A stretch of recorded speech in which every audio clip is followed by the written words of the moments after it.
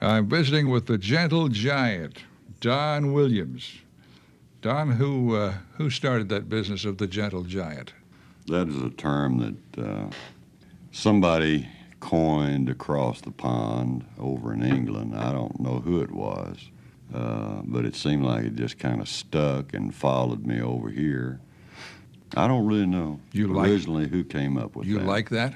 Well, I take it as it's it's very complimentary term. I never have felt that gentle or that big. I mean,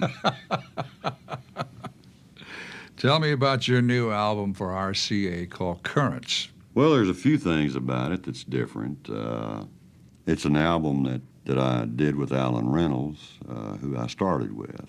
He and I both started about the same time cutting country records. Now, that was back, in the mid-'70s? Well, yeah, it was about 71, I think. So it's been 20 years since the two of you worked together. It's been about 18 years. What do you like in the current album called Currents? Well, I like the album, period. There's some things on this album that I think are different. They're the kinds of things that I really like to do. Song About the River is really attractive to me. Catfish Baits is a really fun thing. A lot of imagery. In the Family was a real challenge for me because I recorded it with a African group. And tell me about that. Well, it's a group called the Bundu Boys, and they're fans of mine. Grew up listening to my records, and we had the opportunity to get in the studio together, and the song was a song that I'd heard from Dobie Gray. And just, how you have a song that you hope someday you can do something with it, because I just loved the song, and it was really attractive to them because they could really relate to the lyric. The Bundu Boys? Bundu Boys. Bundu Boys. Yeah. Where are they from? Zimbabwe. Are they black? Yes, they are. Where did you meet them? In the studio. How did you know about them?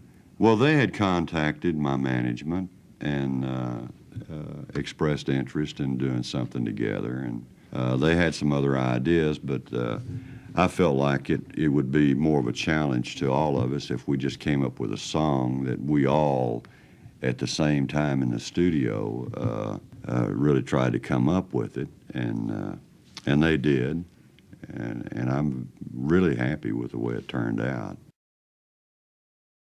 Don's new RCA album is called Currents, and we are discussing some of the songs in the album. I think maybe my favorite is Lone Star State of Mind. And that was out by somebody else at one time, wasn't it? Nancy Griffith. Yes. Did she write it? No, it was written by Pat Algier. Okay. What are they picking out of this album to be the single? Well, they're looking very seriously right now at It's Who You Love, which also was a single. About 1981 by Kieran Kane. Right. He also wrote it. And it's just one of those kind of songs that I really like.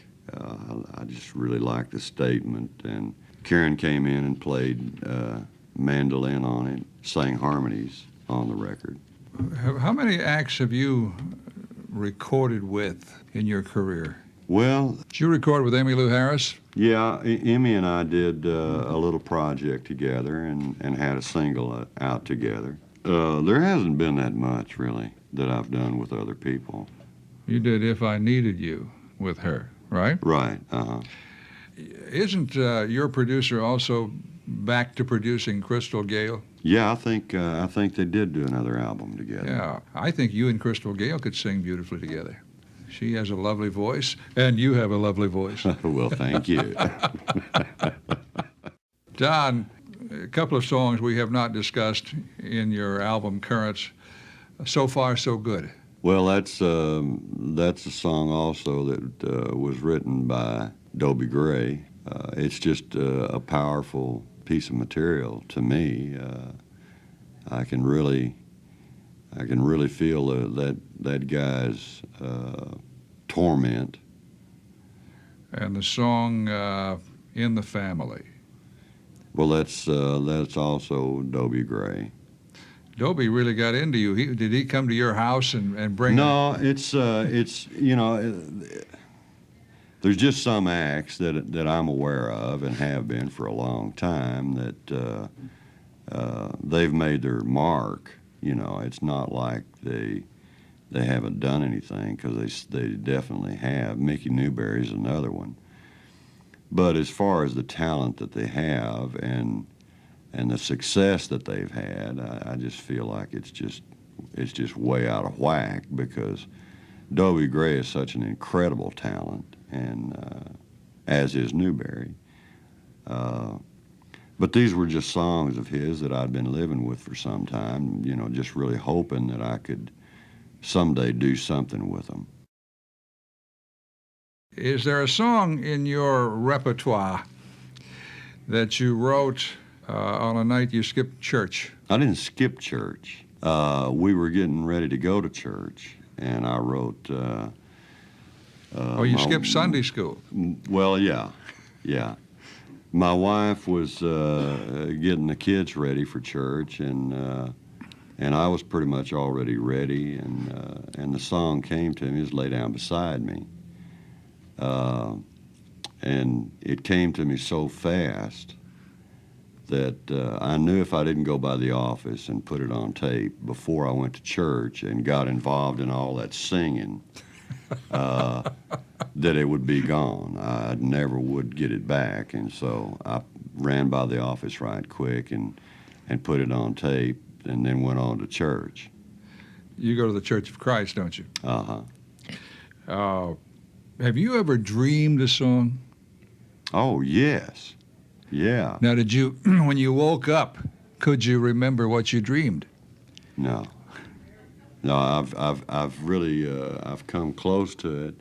There was one that I was on the bus, and I guess I was kind of just in that twilight zone there. But I had written this song, and the Everly Brothers had recorded it, and it was just absolutely I was just blown away by the whole thing. And when I woke up, I could just remember just little bitty pieces of it, but it was never enough I could put it all together.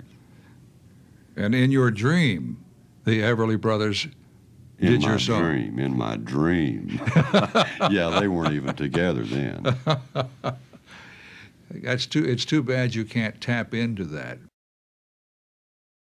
Don, I assume joy is still very much a part of your life? Oh, definitely. How long have you been married now? 32 years. And you've got 2 boys? Right. And they are? Gary, he's the oldest, and Timmy. I guess you've gone through the empty nest syndrome. Well, not really. Our youngest son is still very close to home, if not right in the nest, just very close to it. The oldest is married and lives about 50 miles away. But no, we still haven't gone through that yet. Do you still live close to Mel Tillis? Well, or did Mel move? Mel, I think, has pretty much moved everything down to Florida, from what I've heard. I know that farm out there where he did live burned at one time, the farmhouse. Right. Which was close to you. Yeah.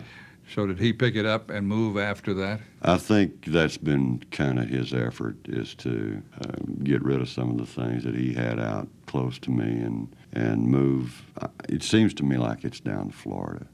John, you had a hit song called Amanda later on. I think Waylon Jennings did Amanda. And isn't there a little street over in the Green Hills section of Nashville called Amanda Drive? That's right. That was the catalyst for that song. Mm-hmm. How did Amanda Drive get involved? Well, Bob McDill was living over in that area at the time, and he drove by that street sign every day.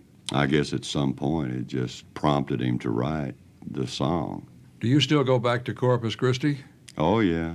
Now, who's in Corpus Christi? Well, friends now. Pretty much both of our families are not there anymore, and so we go back down to see friends just from time to time. Is that your hometown?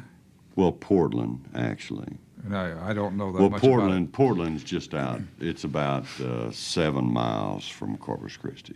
Is that where you created the Pozo Seco Singers? Right. in I'm guessing now, 1964? 5. Okay, thank you. Whatever happened to the other principals who were Pozo Seco singers? Well, Lofton Klein, the last I heard, he has a band in Texas and I guess does, whatever he wants to do. Susan Taylor is in Nashville and devoting her time to writing. What did Pozo Seco mean? Well, we took it as dry well. It came to us through a friend of Susan's. He was studying to be a geologist, and it's a term they use down along the border. They use it for dry well, but it means actually pozo is any kind of indenture in the earth. Seco is dry. That song, Time, that was the big hit. Yeah. Just one word, Time, was so pretty, and I wondered if you have ever thought about it now, 27 years later, re-recording that song. Well, I did it in one of my, I guess about halfway through my solo career, I did it on one of the albums. But you did not attempt to put it out as a single again. No, we didn't do that. Did you always sing? Did you sing in high school? Oh, yeah. I can't really remember when I didn't sing. I can't remember when I didn't listen to, the radio and try to figure out what the person was trying to say to me and with the song. You are very, very much into the lyrics, aren't you? Yeah. Who was your favorite singer or singers? Well, I had a lot, when I was growing up. But it really goes back to what you just said. I'm more a song person. There have been very few people that I'm just a fan, of that person. And regardless of what they do, I like it. It's always contingent on whether I like the song. But, back when I was a kid, I was a big Buddy Holly fan. I really liked Elvis. I liked Hank Thompson, Little Jimmy Dickens, Fats Domino. There were a lot of people that I liked a lot. Now, Don, you've had other jobs. I assume you had to support yourself. What else have you done besides sing? Well, I've worked in the oil fields with Halliburton Oil Well Cement. When I first got out of the Army, I drove a bread truck for about 3 months. And I've worked at 2 different finance companies. And I worked at American Smelting down in Corpus Christi and Pittsburgh Plate Glass Chemical, also in Corpus. Did the hit record Time bring you to Nashville?